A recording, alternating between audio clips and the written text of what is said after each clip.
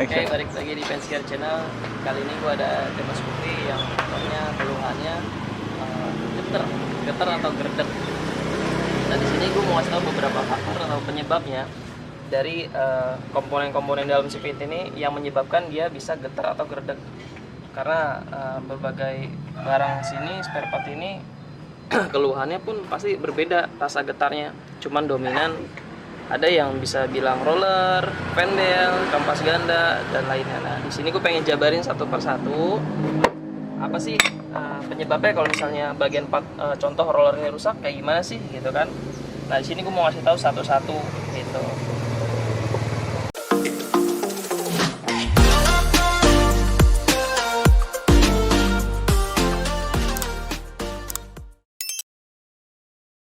Oke, pertama kali yang bakal gue bahas di sini ada roller.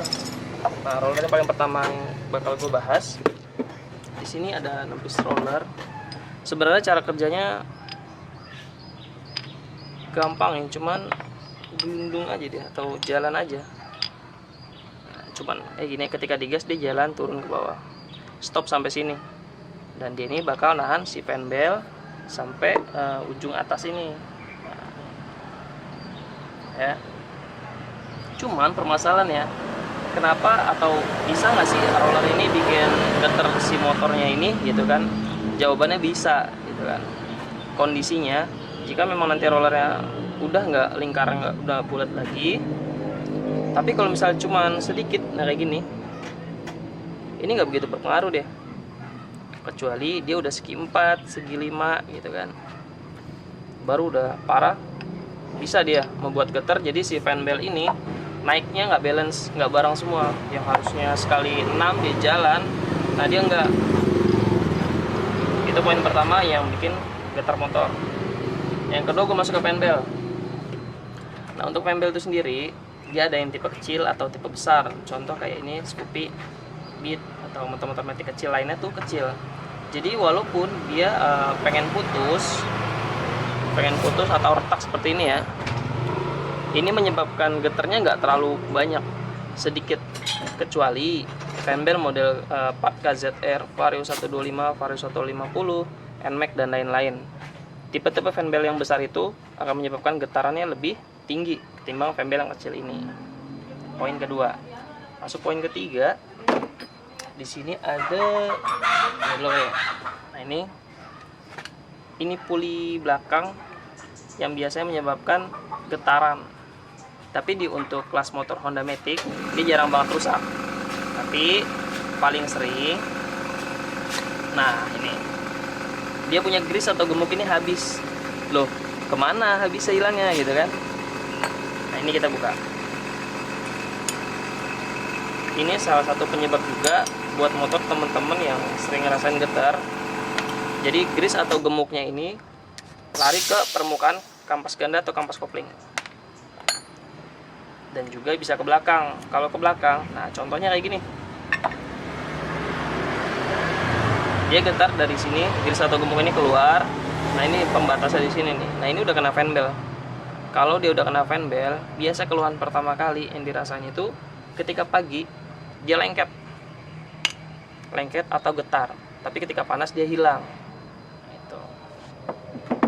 Jadi yang sekarang ini gue juga mau ganti seal atau o-ringnya ini. Di depan belakang ya sepaket.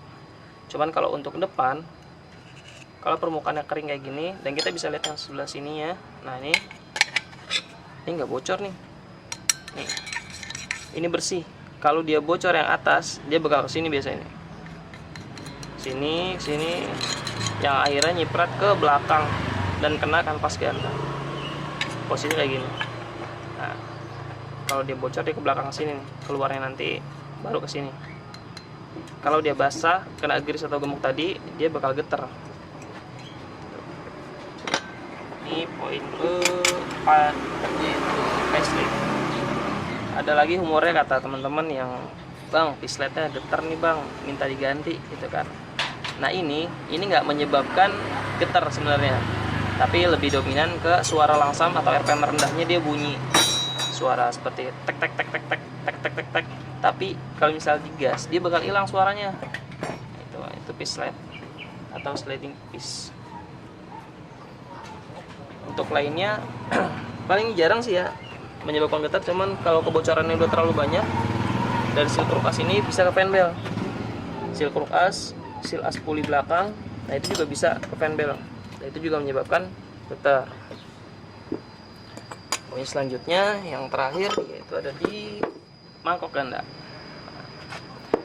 Mangkok ganda atau mangkok kopling ini biasanya kerjanya simetris sama si kampas ganda. Ketika digas dia akan kunci.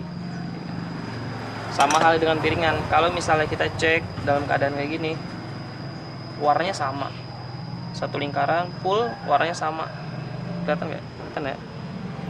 Ini aman. Tapi kalau misalnya dia ada warna biru, merah pelangi di sini, nah itu menandain bahwa lingkaran ini udah nggak bulat lagi, dan itu salah satu penyebab faktor juga bahwa motor itu getar. Tuh. Tapi untuk motor Scoopy 110 ini jarang. Biasa keluhannya ini di motor Vario 125, 150, dan motor-motor sport yang pembel agak gede. Tapi kalau yang tipe kecil ini jarang. Oke, kita langsung repair sekalian perbaikan pemasangan. Gue bakal pasang seal ini dulu, karena keluarnya di sini bocor. Kita ganti seal ini aja dulu.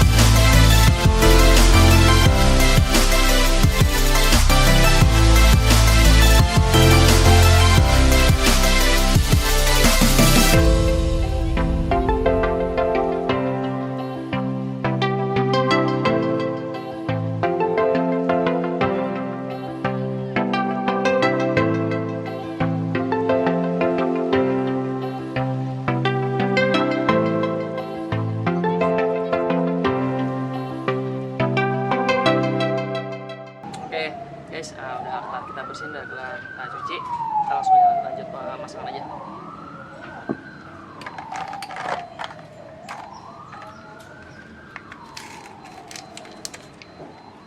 Nah, ini buat teman-teman biasanya terjadi kesalahan fatal di sini ketika pemasangan seal atau o-ring ini ya, karena o-ring ini kecil banget ya.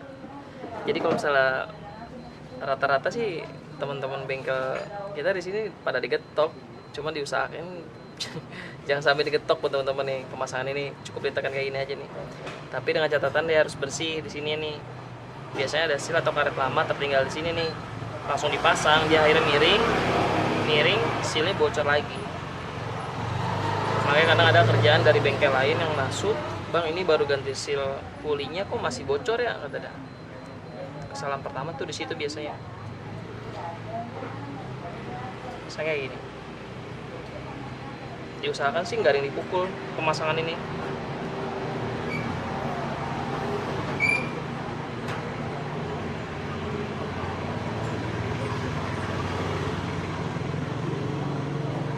Nah ini udah selesai. Cukup ratanya udah. Kelihatan sih mungkin gampang, tapi nanti ketika praktek, iya emang agak susah kalau nggak terbiasa ya. Ya udah.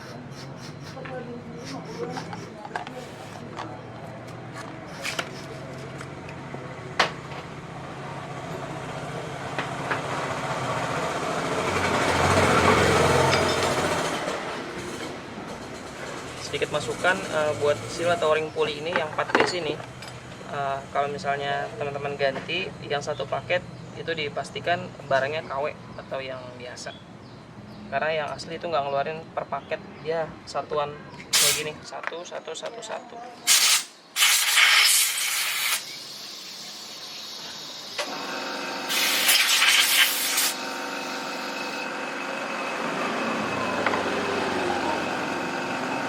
Udah rata ini udah ya, pakai ini please.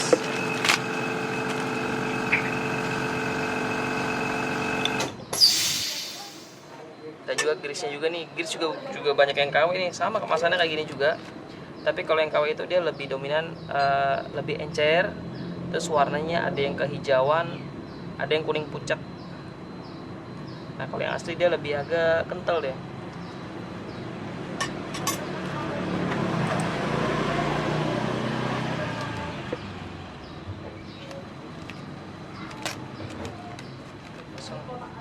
Lupa.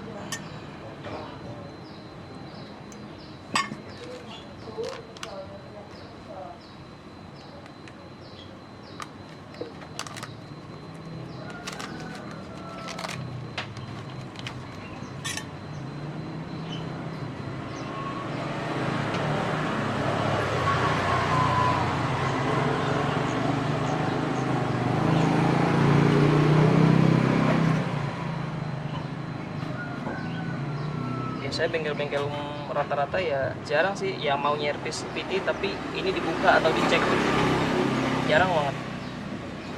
Makanya kadang sekali servis tiba-tiba suka ganti, padahal tingkatan buat puli Honda Matic ini di paling awet ketimbang Yamaha. Yamaha dia lebih riskan untuk rusak dan harganya pun lebih mahal ya ketimbang dari si Honda ini. Ini 5 tahun pun belum tentu rusak kalau perawatannya benar.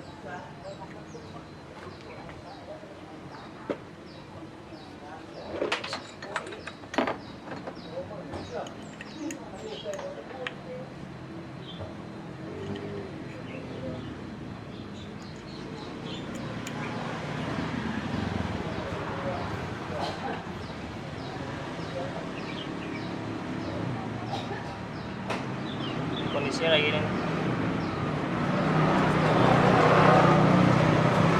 Walaupun dia misalnya kita 3 bulan atau 2 bulan kali servis ganti, grease atau gemuk ini dalam kondisi seperti ini, cuman dia paling warnanya jadi agak hitam, tapi dia nggak berkurang. Beda sama yang tadi sebelumnya kita pas baru buka, dia isi sedikit banget grease-nya. Kenapa dia bocor?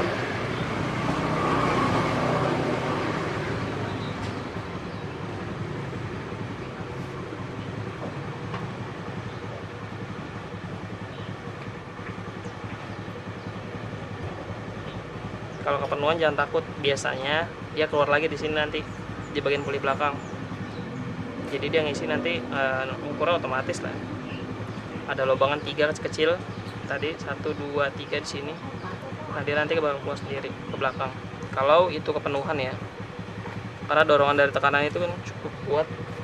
Jadi bisa ngedorong si gemuknya ini ke dalam. Bagian puli belakang udah selesai.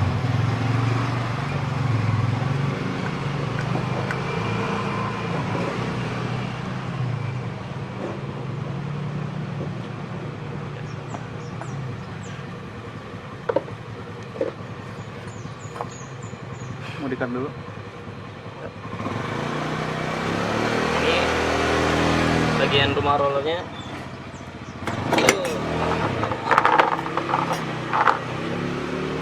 Mau ngapain tadi? Tahu terus mau. Nah ini bagian rumah rollernya.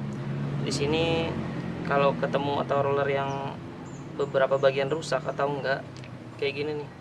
Nah ini rumahnya ada cacat 1. Kelihatan ya, centolan itu daging tambahan nih dari sisa sini.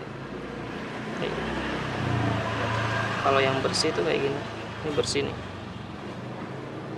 Nah, dari bahan babetnya ini naik juga bisa deh. Cuma untuk kondisi segini ya kita masih bisa pakai lah, masih bagus. Dan untuk pemasangan roller sendiri bermacam-macam, tapi dominan gue cara pasang di sini gue samain permukaannya. Untuk bagian yang lebar ke kiri ya udah semuanya ke kiri semua, kayak gini contohnya. Yang kebuka, yang ketutup pasang kayak gini. Nah yang sebelah sini juga sama. Tuh.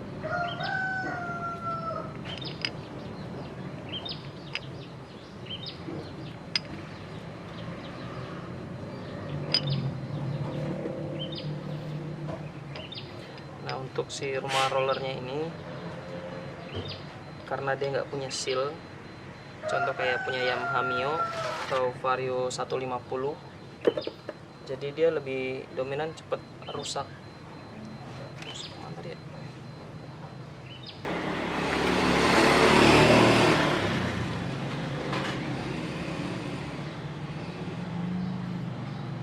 Tips lainnya dari gue di sini, untuk pislet yang sering rusak atau kemakan, gue biasanya di sini pakai lem Korea atau lem Epotech sini. Jadi dia nggak ada spare pergerakan karena fungsinya cuma untuk peredam di bagian sini. Nah ini kondisi kurang lebih kemarin udah 1 tahun, tapi belum rusak. Tuh. Dengan kondisi motor jalan perharinya 50 kilo. Tapi kembali lagi sama perawatan si pemilik motor. Masih padat banget, 1 tahun masih padat.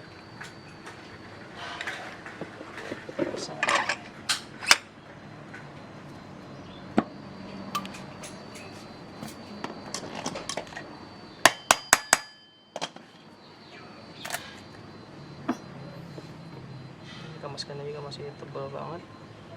Nah, tips lainnya lagi, gue mau kasih tahu di sini untuk cara ngebedain kamas gananya habis atau enggak. Di sini ada siku permukaan yang pojok bawah nih, 1 di atas, 1 di bawah. Nah ini bisa kita bedain sama yang ujungnya, karena permukaan sini yang lebih dulu naik.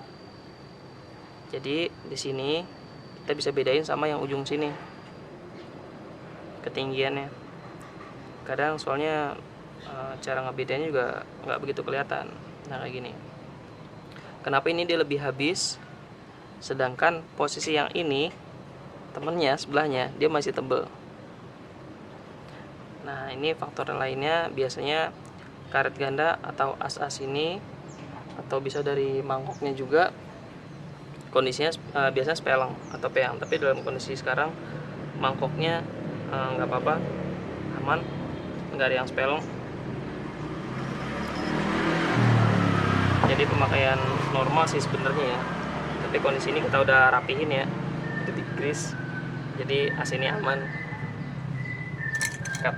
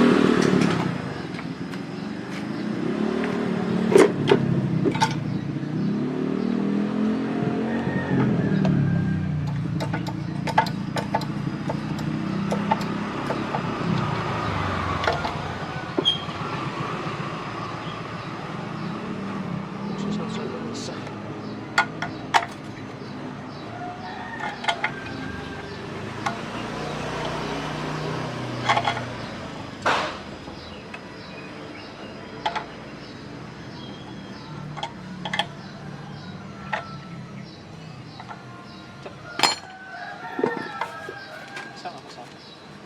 Pasang lah, udah 2 tahun tuh nggak dipasang.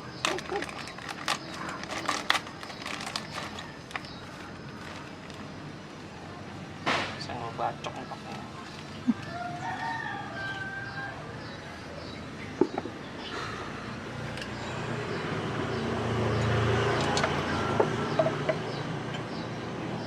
Ini harus direm sebenarnya. Terus dia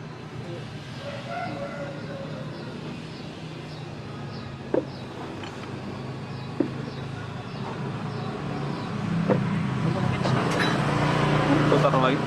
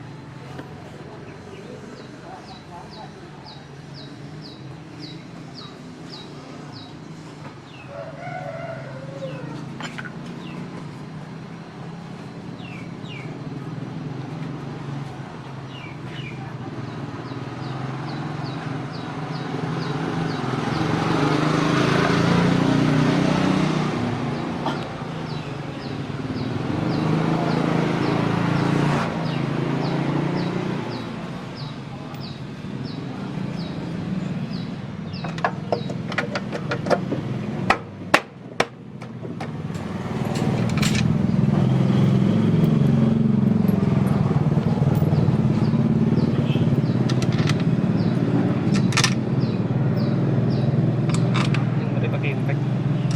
Hah? Pakai impact ngeri. Iya. Wah.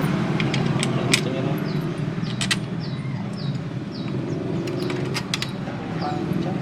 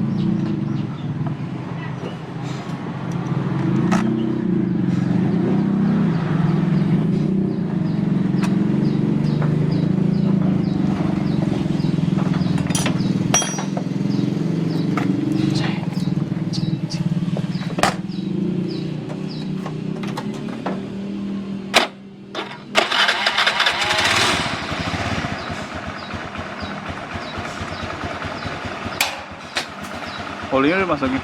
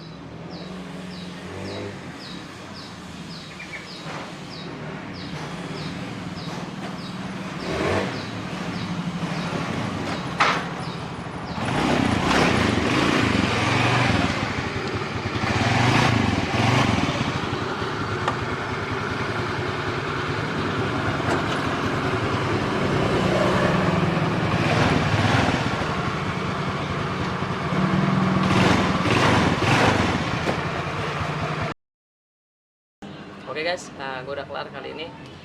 Jangan lupa buat yang belum gabung, subscribe, like, and share, jangan lupain karena semua itu gratis. Untuk tips dan triknya yang lainnya baru kita uploadnya.